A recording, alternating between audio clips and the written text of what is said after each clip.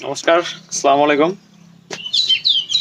ছাত্ৰ শিক্ষক আৰু অভিভাৱকসকলৰ মাজত যেতিয়া এইটো ভাল সম্পৰ্ক থাকে তেতিয়া ছাত্ৰ বা ছাত্ৰী এগৰাকী কিন্তু জীৱনৰ বাটত সুন্দৰভাৱে আগুৱাই যাব পাৰে।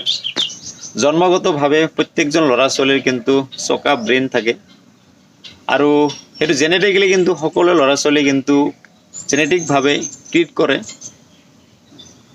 আমি ল'ৰা ছোৱালীবোৰক যদি ভাল এইটো পৰিৱেশ দিব পাৰোঁ তেতিয়াহ'লে সেই ভাল ব্ৰেইনৰ ল'ৰা ছোৱালীবোৰে কিন্তু আৰু ভাল হৈ জীৱনৰ বাটত কিন্তু আগুৱাই যাব পাৰিব। এই ক্ষেত্ৰত ছাত্ৰ শিক্ষক আৰু অভিভাৱকসকলৰ মাজত এটি সম্পৰ্ক আছে আৰু সেই সম্পৰ্কটো হ'ল এনেকুৱা ধৰণৰ জ্যামিতিকভাৱে যদি আমি বুজাব বিচাৰোঁ, ধৰি লওক যে এয়া এটা ত্ৰিভুজ আপোনালোকে দেখা পাইছে। এই ত্ৰিভুজ এটি গঠন কৰিব হ'লে আমাক তিনিটা বাহু লাগিব, তিনিটা এংগেল থাকিব লাগিব, আকৌ ইয়াতে তিনিটা কিন্তু শীৰ্ষবিন্দু আছে।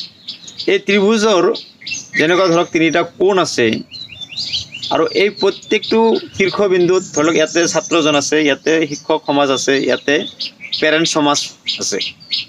তেতিয়াহ'লে শিক্ষক সমাজ, পেৰেণ্ট সমাজ, ইফালে ছাত্ৰ সমাজ সকলোৱে যদি আমি এনেকুৱা ধৰণৰ এটা ত্ৰিভুজৰ দৰে এটা আকাৰত থাকিব পাৰোঁ, ত্ৰিভুজৰ চেপত যদি শিক্ষক সমাজ, ছাত্ৰ সমাজ আৰু পেৰেণ্টছ সমাজ যদি আমি থাকিব পাৰোঁ তেতিয়াহ'লে শীৰ্ষত কিন্তু আমাৰ কোন আছে, এইটো বিন্দুত কিন্তু আমাৰ ছাত্ৰ সমাজ আছে।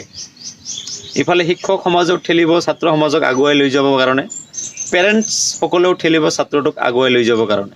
গতিকে ছাত্ৰ শিক্ষক আৰু পেৰেণ্টছৰ মাজত যেতিয়ালৈকে এই ত্ৰিভুজৰ আকৃতিৰ যিটো সম্পৰ্ক গঢ়ি নুঠিব তেতিয়ালৈকে কিন্তু অনুষ্ঠানৰ পৰা কোনো ধৰণৰ ভাল ফলাফল আশা আমি কৰিব নোৱাৰিম। গতিকে ছাত্ৰ শিক্ষক সমাজ আৰু পেৰেণ্টছ সমাজ, পিতৃ মাতৃসকলৰ মাজত এনেধৰণৰ কিন্তু ত্ৰিভুজৰ যিটো সম্পৰ্ক এনেধৰণৰ আকাৰেদি থাকিব লাগিব, এনেধৰণৰ সম্পৰ্ক এটি গঢ়ি উঠিব লাগিব। তেতিয়াহে কিন্তু আমাৰ এইটো বিন্দুত থকা ছাত্ৰ সমাজ কিন্তু আগুৱাই যাব পাৰিব। কাৰণ ছাত্ৰজনে কি কৰি আছে, কি কৰি থকা নাই সেয়া কিন্তু পেৰেণ্টছসকলে ঘৰখনত ভালকৈ গম পায়।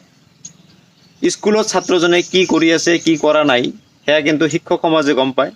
এই কথাখিনি যেতিয়া শিক্ষক সমাজে আপোনাৰ ইয়াতে পেৰেণ্টছসকলৰ লগত ডিছকাছ কৰিব তেতিয়া কিন্তু পেৰেণ্টছসকলেও ছাত্ৰজনক এটা ফ'ৰ্চ এপ্লাই কৰিব ইয়াতে। গতিকে ইফালে পেৰেণ্টছসকলে ছাত্ৰজনে কৰা ভুলবোৰ যদি শিক্ষক সমাজক আহি কয়, শিক্ষা অনুষ্ঠানত আহি শিক্ষকসকলেও কিন্তু সেই ছাত্ৰজনকে কি কৰিব, ফ'ৰ্চ কৰিব, পঢ়া শুনাৰ কাৰণে ফ'ৰ্চ কৰিব। গতিকে আমাৰ সকলোৰে উদ্দেশ্য ছাত্ৰ সমাজক আগুৱাই লৈ যোৱাৰ কাৰণে শিক্ষক সমাজৰ যি উদ্দেশ্য সেয়া কিন্তু পেৰেণ্টছসকলৰ একেই উদ্দেশ্য। গতিকে আহকচোন আমি ছাত্ৰ সমাজ, শিক্ষক সমাজ আৰু পেৰেণ্টছ সমাজ এনেধৰণৰ ত্ৰিভুজ আকৃতিৰ এটি গঠন কৰি ছাত্ৰ সমাজক আগুৱাই লৈ যাব পাৰোঁ নেকি। এনেধৰণৰ সম্পৰ্ক যেতিয়া ছাত্ৰ শিক্ষক আৰু পেৰেণ্টছসকলৰ মাজত গঢ়ি উঠিব তেতিয়া আপুনি চাব যে আপোনাৰ সন্তানটো সদায় জীৱনৰ বাটত কিন্তু সুন্দৰভাৱে আগুৱাই যাব পাৰিব আৰু প্ৰত্যেকটো একাডেমীত কিন্তু ভাল ফলাফল ক্ৰিয়েট কৰিব পাৰিব।